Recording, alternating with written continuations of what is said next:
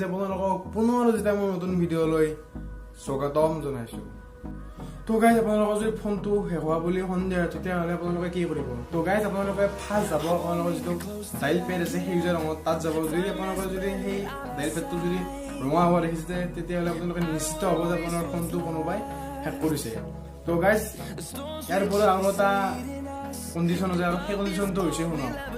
তো গাইজ ধৰক আপোনালোকৰ যদি কোনোবাই যদি ধৰক আপোনালোকৰ এই বেটাৰীটোত চাৰ্জ আছিল 100 কিন্তু বৰ্তমান চাৰ্জ আছে 50 বা চাৰ্জৰ মানে নাইয়ে, তেতিয়াহ'লে আপোনালোকে নিশ্চিত 100% গেৰাণ্টি আপোনালোকৰ ফোনটো কোনোবাই হেক কৰিছে। তো গাইজ এনেকুৱা আপোনালোকৰ ফোনটো কোনোবাই হেক কৰিছে না আপোনালোকে গম পাব পাৰিব।